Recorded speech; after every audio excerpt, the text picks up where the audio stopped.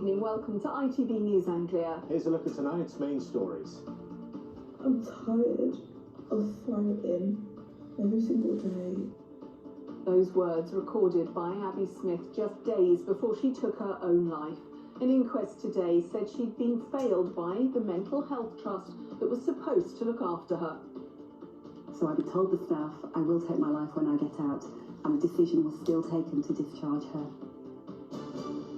Also tonight, we've been taking a look behind the scenes at the first new train station to be built on the main line to London in more than a century.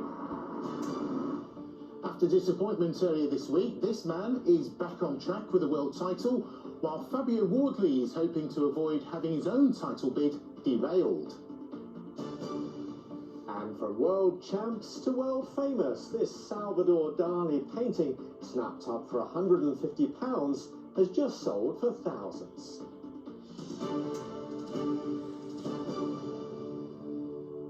Hello from Tanya and me, welcome to the programme. First tonight, gross failure amounting to neglect. The conclusions of a coroner in Essex ruling on the death of a woman who took her own life the day after being discharged from a mental health unit in the county. Abbi Smith, who was 26, had autism and learning difficulties. The coroner said these weren't taken into account by her treatment teams. Well, Barnaby Papadopoulos joins us from court. Barnaby, some viewers will find this report distressing, but these are damning conclusions, aren't they? Yeah, they are really. I mean, Abbi Smith was somebody with a complex medical history, somebody who had spent years in and out of hospital, but the coroner's conclusions really left no room for doubt. There were multiple failures that contributed to Abbi's death, a death the coroner described as avoidable. Well, before the inquest, we sat down with Lisa, Abbi's mum. We asked her about her daughter, about what happened to her, and a reminder that some of the details in that report might be upsetting to some. Abbi Smith loved singing and loved animals. Her mother described her as a kaleidoscope of ever-changing colours and patterns. I'm tired of fighting every single day. Abbi recorded this video whilst in the care of Essex's mental health services.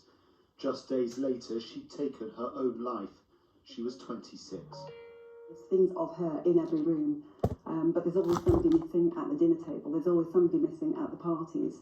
There's always just an empty space. Abbi had autism, and when she was 16, she began struggling with her mental health.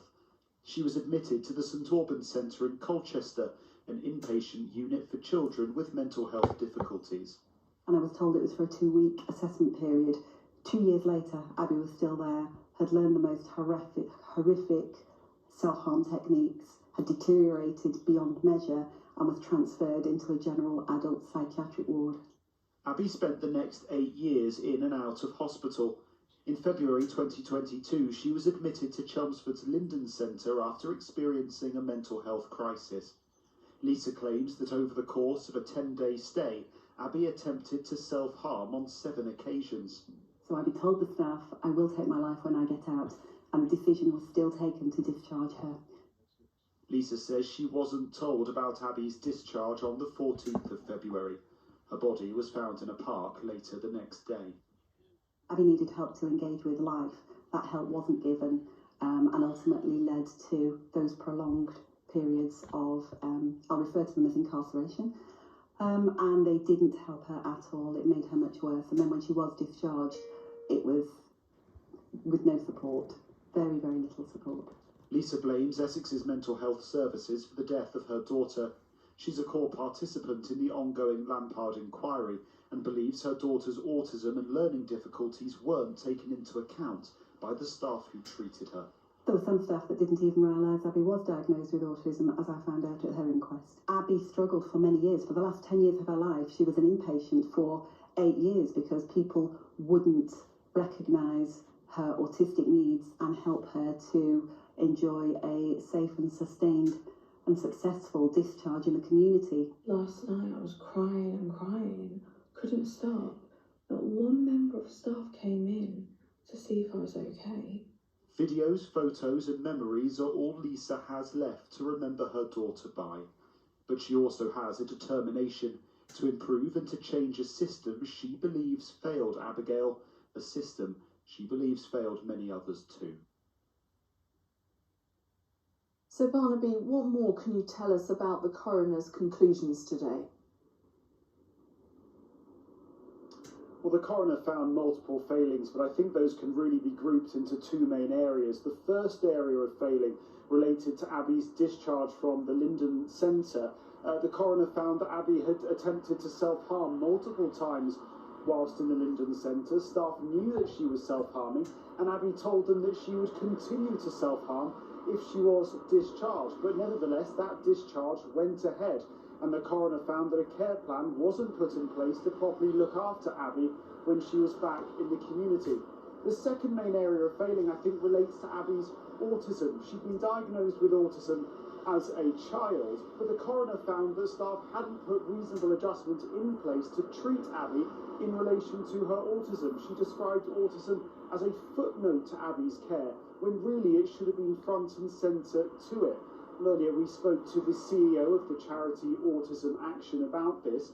He described Abbi's death as preventable and said that the failures of care relating to her neurodivergence is something he's seeing up and down the country.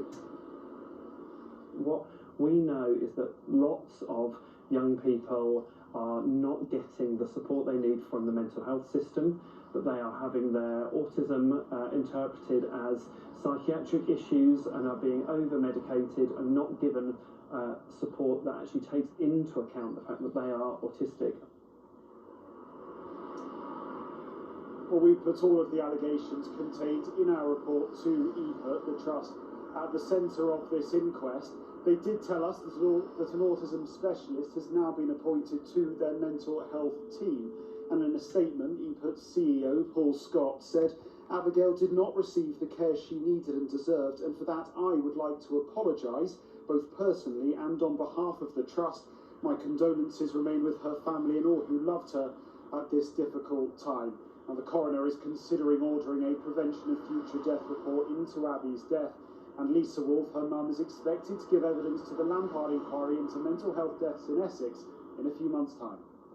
Okay, Barnaby, thank you very much. Some more of the day's news now, and the Science Minister